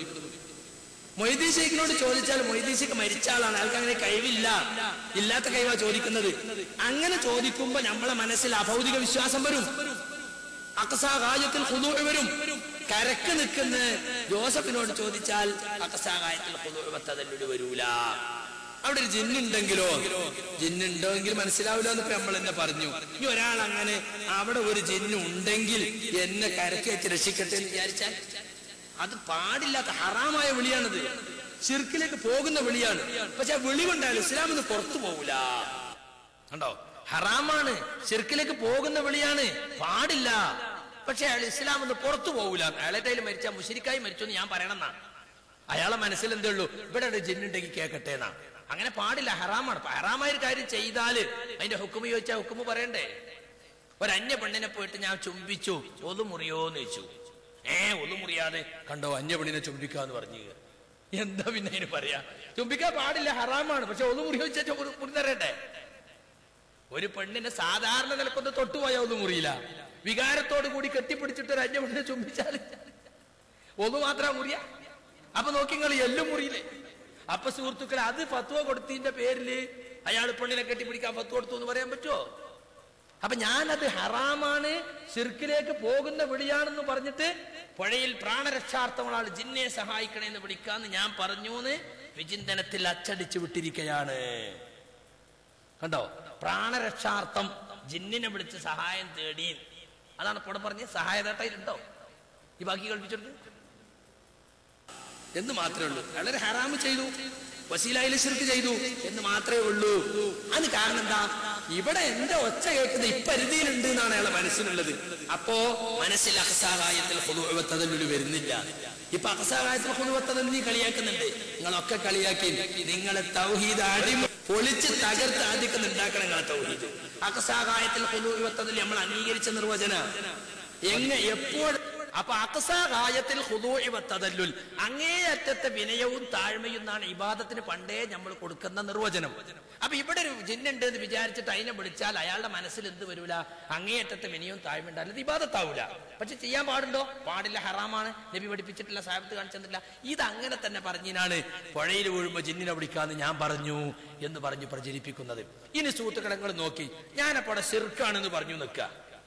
ഒച്ച കേൾക്കുന്ന ഈ പുഴക്കരയിലുള്ള ജിന്നി എന്റെ ശബ്ദം കേൾക്കും എന്ന് വിചാരിച്ച ഒരാൾ പറഞ്ഞാലും ശിർക്കാണെന്ന് പറഞ്ഞാൽ അടുത്ത ചോദ്യം വരും. അപ്പൊ മരുഭൂമിയിൽ വെച്ച് യാ ഇബാദല്ലാന്ന് വിളിച്ചാല് അവിടെയുള്ള ജിന്നോ മലക്കോ കേൾക്കുമെന്ന് വിചാരിച്ചാൽ അത് ശിർക്കല്ല നിങ്ങൾ തന്നെ പറഞ്ഞിട്ടുണ്ടല്ലോ, നിങ്ങളെ പണ്ടത്തെ പ്രസംഗത്തിലുണ്ടല്ലോ, നിങ്ങളെ വാദപ്രതിവാദത്തിലുണ്ടല്ലോ. അപ്പൊ അതും ശിർക്ക് തന്നെയാണ് എന്ന് ഞാൻ പറയേണ്ടി വരും മരുഭൂമിയിൽ വെച്ചു. അപ്പൊ അടുത്ത ചോദ്യം വരും, അപ്പൊ ഇമാം അഹമ്മദ് ശിർക്ക് ചെയ്തു എന്നാണോ? ആ ഇമാം അഹമ്മദ് ശിർക്ക് ചെയ്തു. ഇമാം നബി ശിർക്ക് ചെയ്തു എന്നാണോ? ആ ഇമാം നബി ശിർക്ക് ചെയ്തു. അപ്പൊ 2012 വരെ അവരൊന്നും ശിർക്ക് ചെയ്തിട്ടില്ല എന്നാണല്ലോ നിങ്ങൾ മുജാഹിദീങ്ങൾ പറഞ്ഞത്. അപ്പൊ നിങ്ങൾ ആദർശം മാറിയോ? ഈ വക ചോദ്യമൊക്കെ അതിന്റെ പിറകെ വരാനുണ്ട്. അതുകൊണ്ടാണ് പുഴക്കരയിലെ ജിന്ന് എന്ന് വിചാരിച്ചാൽ ശിർക്കാവൂല, പക്ഷെ ഹറാമാണ്, ശിർക്കിലേക്കുള്ള വസീലയാണ് എന്ന് ഞാൻ പറയാൻ കാരണം ഇത് എന്റെ മറുപടിയല്ല സുഹൃത്തുക്കളെ. ഞാനിതൊരു ഗവേഷകനൊന്നല്ല, ലോകത്തുടനീളമുള്ള സലഫി പണ്ഡിതന്മാര് കൊടുക്കുന്ന മറുപടിയാണത്. അൽ-ഇസ്തിആനത്തു ബിൽ ജിന്നി ഹറാം. കണ്ടോ? ജിന്നുകളോടുള്ള സഹായതേട്ടം ഹറാമാണ്. വസീലത്തും മിൻ വസാഇലി ശിർക്ക്, ശിർക്കിലേക്കുള്ള മാർഗമാണ്. പക്ഷെ ചോദിക്കപ്പെടുന്ന വിഷയം അല്ലാഹ് മാത്രം കഴിയുന്നതാണോ? അത് ശിർക്കാണ്, കുഫറാണ്. അപ്പൊ മുജാഹിദ് പ്രസ്ഥാനത്തിന്റെ പഴയ ആദർശം. പ്രിയപ്പെട്ട സഹോദരങ്ങളെ, അതുകൊണ്ട് ഇതിനെ ഊതിക്കെടുക്കാൻ വേണ്ടി എന്തെങ്കിലുമൊക്കെ ആരോപണങ്ങളുമായി കടന്നു വന്നാൽ അതൊന്നും തകരൂല. ഒരു ജിന്നിനെ കൊണ്ടൊന്നും തകർക്കാൻ കഴിയൂല ഈ തൗഹീദ് പ്രസ്ഥാനത്തെ. ഒരു ജിന്നും ശൈത്താനും മനുഷ്യപിശാചുക്കൾ വിചാരിച്ചാലും തകർക്കാൻ പറ്റാത്ത ആദർശമാണ്, ജയ്യമാണ് തൗഹീദ്. അവ സഹോദരങ്ങളെ, അവിടെ ജിന്നിനെ മലക്കിനെ വിളിക്കാം എന്നുള്ള ഒരു ഫത്വ കൊടുക്കാനല്ല ഇത് പറഞ്ഞത്. കയ്യിന്റെ ഉള്ളനടിയിൽ ഒരു രോമം മുളയ്ക്കുകയാണെങ്കിൽ കേൾക്കണോ തലവണോ ചോദിച്ചാൽ മുളച്ചിട്ട് വേണ്ടേ? പക്ഷേ യുക്തിവാദങ്ങൾ ഇപ്പൊ MM അക്ബറിനോട്, നിച്ച് ഓഫ് ട്രൂത്തിന്റെ ഡയറക്ടർ MM അക്ബറിനോട് യുക്തിവാദിയായ കലാനാഥൻ എന്തൊക്കെ യുക്തി ചോദ്യങ്ങൾ ചോദിക്കും. അതിനൊക്കെ വളരെ കൃത്യമായി കൊണ്ട് ഖുർആൻ സുന്നത്ത് ഉപയോഗിച്ച് യുക്തിപരമായി തന്നെ ചിലപ്പോൾ മറുപടി കൊടുക്കേണ്ടി വരും. അതൊക്കെ അംഗീകരിച്ചിട്ടാണെന്ന് പറഞ്ഞാൽ അതൊക്കെ ഇസ്ലാമിനുള്ളതായി കൊടുക്കല്ല. അവരതുവഴി നമ്മുടെ തൗഹീദ് ആദർശത്തെ മുട്ടിക്കാൻ ശ്രമിക്കുകയാണ്. അപ്പൊ അതിന് കൃത്യമായി പൂർവികർ കൊടുത്തു പോകുന്ന മറുപടി അത് കൊടുത്തതാണ്. അതല്ലേ പിന്നെ 88 ചെറിയ മുണ്ടത്തിന്റെ പുസ്തകത്തിലുള്ളത്, ഷബാബിൽ വന്നിട്ടുള്ളത്. അതുപോലെ തന്നെ പ്രിയപ്പെട്ട സഹോദരങ്ങളെ, പിന്നെ അത്തവസുൽ എന്ന് പറയുന്ന KP മുഹമ്മദ് വലിയുടെ പുസ്തകത്തിൽ അതുമായി ബന്ധപ്പെട്ടൊരു ചെറിയ സൂചന ഉള്ളത് അല്ലേ? അതല്ലേ ഷാർജ മുഖാമത്തിൽ ഹുസൈൻ സൽഫി പറഞ്ഞതിലുള്ളത്. എല്ലാവരും പറഞ്ഞു പോകുന്നൊരു സംഗതിയാണ്. അത് വ്യക്തമായിട്ട് പറഞ്ഞു എന്നതല്ലാതെ അവിടെ ജിന്നിന്റെ മലക്കിന്റെ വിഷയം എടുത്തിട്ടിട്ട് വെറുതെ സങ്കീർണത ഉണ്ടാക്കാൻ വേണ്ടി ശ്രമിച്ചതല്ല. അങ്ങനെ ഒരു ആവശ്യമില്ല, അങ്ങനെ ഒരു താല്പര്യം ഒരു മുവഹിദ് ഉണ്ടാവൂല. എന്നാലും ചില ആളുകൾക്ക് സംശയമുണ്ട്, എന്തിനാണ് ഈ കീറാമുട്ടി വെറുതെ ഇങ്ങനെ ചർച്ച ചെയ്ത് ഇറങ്ങാറാക്കണത്? അങ്ങനൊന്നും വേണ്ടല്ലോ, ഒറ്റയടിക്ക് ഷിർക്ക് ആണ് പറഞ്ഞാൽ പോരേനാ. അങ്ങനെ ഷിർക്കല്ലാത്തൊരു കാര്യം ഷിർക്ക് എന്നാണ് പറഞ്ഞാലോ അത് പറ്റുമോ? ഇപ്പൊ ഞാൻ ഒരു ഉദാഹരണ സഹിതം ചോദിക്കട്ടെ സഹോദരങ്ങള്. ഇപ്പൊ ഇവിടെ പട്ടകോത്തുനിന്നൊരു 10 കിലോമീറ്റർ ഉള്ളിക്ക് ഒരു പാടവരമ്പിലൂടെ ഉള്ളിലുള്ളൊരു വീട്ടിൽ നിന്ന് ഒരു കുട്ടി 10 മണിക്ക് സ്കൂൾക്ക് പോരുകയാണ്. സ്വാഭാവികമാണ് ഓനെ അവിടുന്ന് കുറെ നടന്നു പോരാളുകൊണ്ട് ഒരു 7 മണിക്ക് പോരുക നിൽക്കുക. 7 മണിക്ക് ഇങ്ങനെ നടന്നു വരുന്ന സമയത്ത് മഞ്ഞൊക്കെ മൂടിയിട്ടുണ്ട്, പാടവരമ്പിലൂടെ പോരുന്നത്. അപ്പോ വയലിൽ വെള്ളടിക്കാൻ വേണ്ടി ഉണ്ടാക്കിയ വലിയൊരു കുഴിയിൽ കുട്ടികൾ വീണു. അത് വീണ് നോക്കുമ്പോ സംഗതി വലിയ വെള്ളമൊന്നുമില്ല, അരക്കിങ്ങനെ നിൽക്കുകയാണ്. പക്ഷെ അതിന് കയറണ്ടേ, സ്കൂളിൽ പോകണ്ടേ? ഓൻ വാച്ചിക്ക് നോക്കിയപ്പോ പഠിച്ചോനെ 8 മണി. എങ്ങനെ ഇപ്പൊ ഇവിടെ ആരും ഇല്ല, ഇനിയിപ്പോ എന്താ കാട്ടുക? കയറാൻ ഒരു മാർഗം വേണം.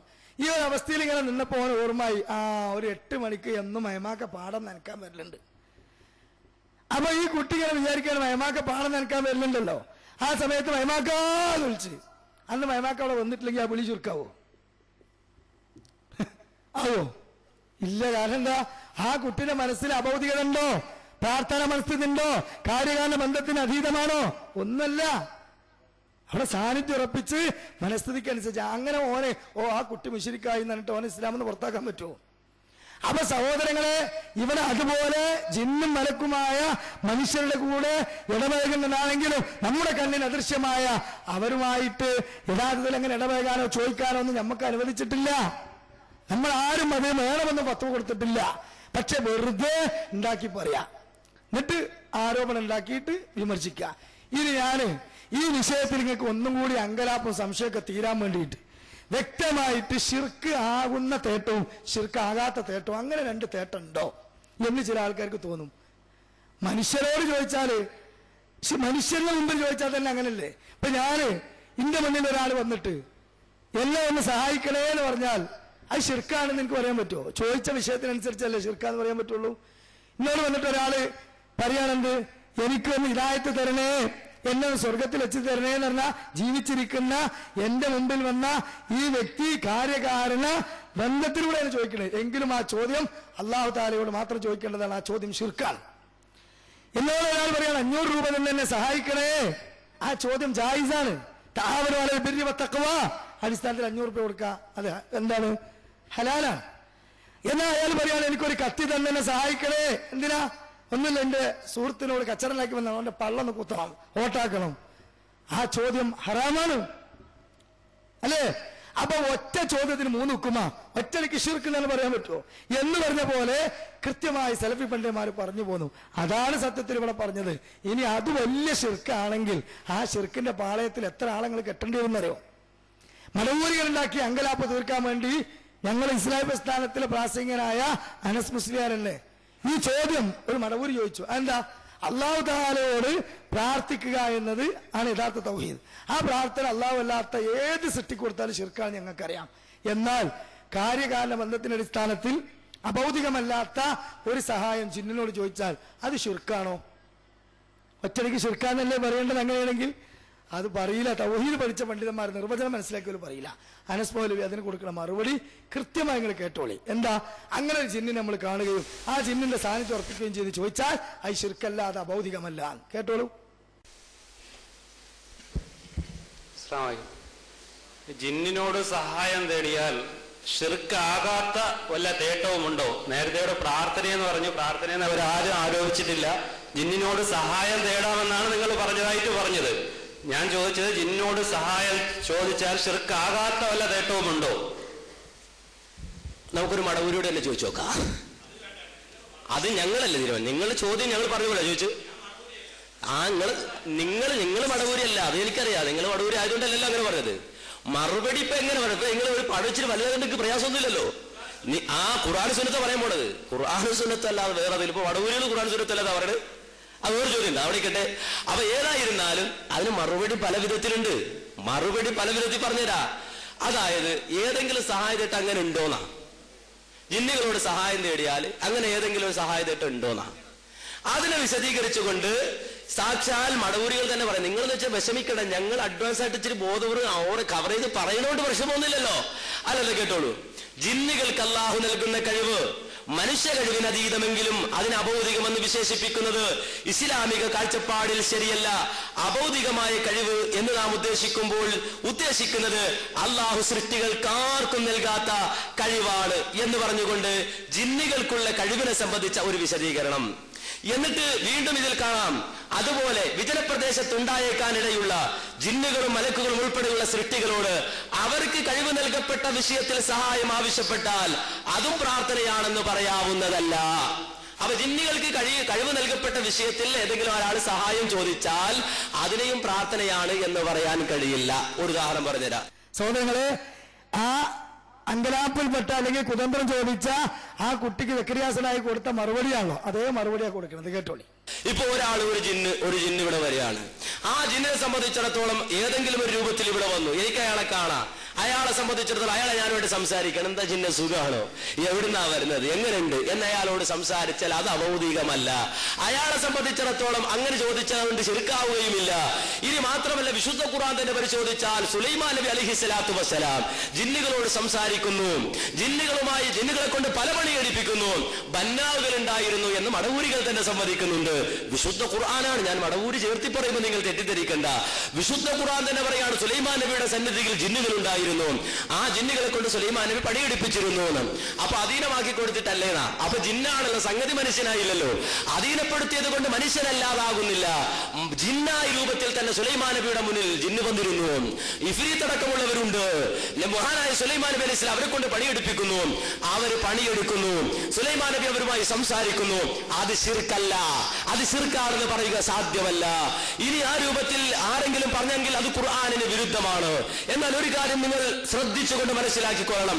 ഒരാളെ സംബന്ധിച്ചിടത്തോളം അയാൾക്ക് എന്തെങ്കിലും ഒരു പ്രയാസമുണ്ടായി, അയാളെ സംബന്ധിച്ചിടത്തോളം പ്രാർത്ഥന ഉയരുന്ന സന്ദർഭമുണ്ടായി എങ്കിൽ ആ സന്ദർഭത്തിൽ ജിന്നെ രക്ഷിക്കണേ, ജിന്നെ സഹായിക്കണേ, ജിന്നെ എന്നെ രക്ഷിക്കണേ, എന്റെ പാപം പുറത്തു തരണേ, എന്റെ പ്രയാസം നീക്കി തരണേ, ജിന്നെ എനിക്ക് സന്താനങ്ങൾ തരണേ എന്നിങ്ങനെ ചോദിച്ചാൽ അത് ശിർക്കാണ്, അത് കൊടും പാപമാണ്. അതേക്കുറിച്ചാണ് ഖുർആൻ പറഞ്ഞത്, ഇൻ തദ്ഉഹും. പ്രാർത്ഥനയുടെ ഏതെങ്കിലും ഒരു ഘട്ടം, ആ ഘട്ടം ജിന്നുകളുമായി ബന്ധപ്പെടുന്ന വിഷയത്തിൽ വന്നുപോയാൽ ഒരിക്കലും നിങ്ങൾ അവരോട് ദുആ ചെയ്താൽ ലാ യസ്മഉ ദുആഅക്കും, നിങ്ങളുടെ പ്രാർത്ഥന ജിന്നായാലും മലക്കായാലും പ്രവാചകന്മാരായാലും ആരായാലും അവർ കേൾക്കുകയില്ല. വലൗ സമിഉ, ഇനി കേൾക്കുമെന്ന് സങ്കല്പിച്ചാൽ തന്നെ മസ്തജാബു ലക്കും, അവർ നിങ്ങൾക്ക് ഉത്തരം തരില്ല. അത് ജിന്നാണെങ്കിലും മലക്കാണെങ്കിലും മനുഷ്യരാണെങ്കിലും അമ്പിയാക്കന്മാരാണെങ്കിലും ആരാണെങ്കിലും ആ പ്രാർത്ഥന അവരിലേക്ക് തിരിച്ചാൽ ഒരിക്കലും ഉത്തരം തരില്ല. അത് നാം പറഞ്ഞു വന്നത്, ഒരിക്കലും ജിന്നിനോട് പ്രാർത്ഥിക്കുക എന്നത് പാടില്ല. പ്രാർത്ഥനാഭാവമുള്ള ഒരു തീട്ടവും ജിന്നിനോടല്ല, മലക്കിനോടല്ല, മനുഷ്യരോടല്ല, ഒരാളോടും പാടില്ല. അങ്ങനെ ചെയ്താൽ അത് ശിർക്കാണ്. അങ്ങനെ പ്രാർത്ഥിച്ചാൽ ആരും ഉത്തരം തരില്ല. ജിന്ന് തരില്ല, മലക്ക് തരില്ല, അതുപോലെ തന്നെ മനുഷ്യൻ തരില്ല, പ്രവാചകന്മാർ തരില്ല, ആരും തരില്ല. ഇത് ഞാൻ പറയുമ്പോൾ നിങ്ങളൊരു കാര്യം മനസ്സിലാക്കണം. യഥാർത്ഥത്തിൽ ജിന്നിനോട് പ്രാർത്ഥിക്കാം എന്ന് പറഞ്ഞത് സാക്ഷാൽ മടവൂരികളാണ്. ഇത് ഞാൻ പറയണമെന്ന് വെച്ചാൽ അങ്ങനെ പ്രാർത്ഥിക്കാന്ന് പറയുന്നവരുണ്ട്, അത് നിങ്ങൾ മനസ്സിലാക്കിയിരിക്കണ്ടേ. ഇസ്ലാമിനെ സംബന്ധിച്ചിടത്തോളം അള്ളാഹുവിനോട് മാത്രമേ പ്രാർത്ഥന പറ്റുള്ളൂ. ജിന്നിനെ ഞാൻ പറഞ്ഞു, അവരെ കീഴ്പ്പെടുത്തപ്പെട്ട് അല്ലെങ്കിൽ മുന്നിൽ വന്ന് നിന്ന് നമ്മളുമായി സംസാരിക്കുന്ന ഒരു ഘട്ടമുണ്ട്, നമ്മുടെ സാന്നിധ്യത്തിലെത്തുന്ന ഒരു ഘട്ടമുണ്ട്. അങ്ങ് ഘട്ടം ഉണ്ടാകുമെങ്കിൽ അവരോട് സംസാരിക്കുന്നതുകൊണ്ട് തെറ്റൊന്നുമില്ല. അഭൗതികമായ മാർഗത്തിൽ ഒരാളോടും തേടാൻ പാടില്ല, ജിന്നിനോടും പാടില്ല. ആ അഭൗതികമായ മാർഗത്തിൽ ജിന്നിനോട് തേടിയാൽ ശിർക്കാണ്, കുഫ്റാണ്, യാതൊരുവിധ സംശയവുമില്ല. എന്നാൽ ഇവിടെ പറയേണ്ട ഒരു കാര്യം എന്ന് വെച്ചാല്, അപ്പൊ സഹോദരങ്ങളെ, ഒറ്റയടിക്ക് ആ ചോദ്യകർത്താവിന്റെ ചോദ്യത്തിന് ശിർക്ക് എന്ന് മറുപടി കൊടുത്ത് അങ്ങോട്ട് പോയാൽ പോരെ? എന്തിനാണ് ഈ വിശദീകരണത്തിലേക്ക് പോയത്? സങ്കീർണമാക്കാനാ? അല്ല, അഭൗതികതയും ഭൗതികതയും വേർതിരിക്കുകയാണ്. ഒരു വിളി എപ്പോഴാണ് ശിർക്കാകുന്നത്, ഒരു സഹായത്തേട്ടം എപ്പോഴാണ് ശിർക്കാകുന്നത്, അത് വേർതിരിച്ച് പറഞ്ഞു കൊടുക്കുകയാണ്. ഇല്ലെങ്കിൽ ഹദീസുകളിൽ വന്നിട്ടുള്ള പല പരാമർശങ്ങളും തള്ളേണ്ടി വരും, അല്ലേ? ഇപ്പൊ ജിന്നുമായി ബന്ധപ്പെട്ടുകൊണ്ട് നമ്മുടെ സമൂഹത്തില് ഹദീസ് നിഷേധികളായ മടവൂരികൾ പറയുന്ന വാദം അത് ചില ആളുകൾ ഏറ്റുപിടിക്കുകയാണ്. എന്താ, ജിന്ന് എന്നത് അഭൗതിക സൃഷ്ടിയാണ് എന്നാ. എന്താ ഈ അഭൗതികം? നമ്മുടെ കണ്ണിന് കാണാൻ പറ്റാത്തത്, നമ്മുടെ ശാസ്ത്ര സാങ്കേതിക വിദ്യ കൊണ്ട് നാം മെനഞ്ഞുണ്ടാക്കിയ മെഷീനുകൾ കൊണ്ട് കാണാൻ പറ്റാത്തത് എന്ന രൂപത്തിലെ അഭൗതികമുള്ളൂ. എന്നാ ജിന്നിനെ സൃഷ്ടിച്ചത് ഭൗതിക മാറ്റർ കൊണ്ടല്ലേ, പുകയില്ലാത്ത തീയിൽ നിന്നല്ലേ ആണ്. അപ്പോൾ ആ ജിന്ന് അഭൗതികമല്ല, യഥാർത്ഥത്തിൽ ഭൗതിക സൃഷ്ടിയാണ്. അതുകൊണ്ട് തന്നെ ജിന്ന് എന്ത് പ്രവർത്തിച്ചാലും അത് ഭൗതികമാണ്, അഭൗതികമല്ല. ഏതർത്ഥത്തിൽ? യഥാർത്ഥ ഭൗതികമല്ല, കണ്ണിന് കാണാൻ പറ്റാത്ത അർത്ഥത്തിൽ നമുക്ക് വേണമെങ്കിൽ ഭൗതികം എന്ന് പറയാം, അല്ലേ? അതുകൊണ്ട് സഹോദരങ്ങളെ, ആ ജിന്ന് വഴി ചില ജ്യോത്സ്യന്മാർക്ക്, സാഹിറന്മാർക്ക്, പിശാചുക്കൾ വഴി ചില ഉപകാരങ്ങൾ കിട്ടുന്നു. ചില ആളുകളെ പിശാച് വഴി ജ്യോത്സ്യന്മാർ ഉപദ്രവിക്കുന്നു. അപ്പൊ അതുകൊണ്ട് അഭൗതികത എന്ന് പറയുന്നത്, യഥാർത്ഥ ഗൈബ് എന്ന് പറയുന്നത്, കാര്യകാരണ ബന്ധത്തിന് അതീതമായ സഹായം കിട്ടുക എന്ന് പറയുന്നത് അള്ളാഹുവിൽ മാത്രം, അല്ലാത്ത ഒരു സൃഷ്ടിയിൽ അത് കിട്ടൂല. എന്നാൽ കൃത്യമായി കൊണ്ട് നമ്മൾ പഠിപ്പിച്ചു കൊടുത്തു, അള്ളാഹു താലയോടല്ലാതെ ഒരു ജിന്നിനോടോ മലക്കിനോടോ ഒരു പടപ്പുകളോടോ പ്രാർത്ഥിക്കാൻ പാടില്ല. മനുഷ്യരും തമ്മിൽ അങ്ങോട്ടും ഇങ്ങോട്ടുമുള്ള സഹായം അനുവദിക്കപ്പെട്ടതാണെങ്കിൽ നമുക്ക് ജിന്നുകളോടും മലക്കുകളോടും അതുപോലെ തന്നെ സഹായം ചോദിക്കുവാൻ കൃത്യമായി സ്വഹീഹായ ഹദീസുകളിലോ അതുപോലെ തന്നെ ഖുർആനിലോ നമുക്ക് വന്നിട്ടില്ല. അപ്പൊ ചോദിക്കുമ്പോൾ അതിന് ഹുക്കും പറയുമ്പോൾ ആ ഹുക്കും എടുത്തിട്ട് നമുക്ക് അങ്ങനെ വാദമുണ്ട് എന്ന് അടിച്ചേൽപ്പിക്കുന്നത് ശരിയല്ല. അതുകൊണ്ട് തന്നെ വളരെ കൃത്യമായി ആരോപണം പറഞ്ഞു നടക്കുന്ന ആളുകൾക്ക് ഹുസൈൻ സലഫി തന്നെ വ്യക്തമായി മറുപടി കൊടുത്തിട്ട് ആ മറുപടി ഒന്ന് കേട്ടോളി. ആദർശ ദൃഢതയുള്ളവരാകണം. ഊഹാപോഹങ്ങൾ കൊണ്ട് പലരും നടക്കുന്നുണ്ട്. സക്കരിയ സലാഹി ജിന്നിനോട് പ്രാർത്ഥിക്കാമെന്ന് പറയുന്നയാളാണെന്ന് പച്ചക്കള്ളം സക്കരിയ സലാഹിയുടെ പേരിൽ പറഞ്ഞ്, അതുപോലെ തന്നെ ഒട്ടേറെ കളവുകൾ പണ്ഡിതന്മാരുടെ പേരിൽ പറഞ്ഞ് തമ്മിൽ തല്ലിച്ച് രണ്ടാക്കാൻ നോക്കുന്ന കുബുദ്ധികളെ, മുജാഹിദ് പ്രസ്ഥാനത്തെക്കുറിച്ച് മോശമായ കാര്യങ്ങൾ പറഞ്ഞിട്ട് ജീവൻ പോയ പല സംഘടനകൾക്കും ഒരിത്തിരി ജീവൻ കിട്ടാനുള്ള ശ്രമമുണ്ടെങ്കിൽ അത് നടക്കൂല. അപ്പൊ പ്രിയപ്പെട്ട സഹോദരങ്ങളെ, യഥാർത്ഥത്തിൽ തൗഹീദ് നെഞ്ചിലേറ്റി ഖുർആനും സുന്നത്തും അനുസരിച്ചുകൊണ്ട് സംസ്കരണമുള്ള ജീവിതം നയിച്ച് ആ മാതൃകാ ജീവിതം കൃത്യമായി സമൂഹത്തിന് കാണിച്ചു കൊടുത്ത് അതിലൂടെ അന്ധവിശ്വാസത്തിൽ നിന്ന്, അനാചാരത്തിൽ നിന്ന്, ശിർക്ക് ബിദ്അത്ത് ഖുറാഫാത്തുകളിൽ നിന്ന് ആളുകളെ തൗഹീദിലേക്ക്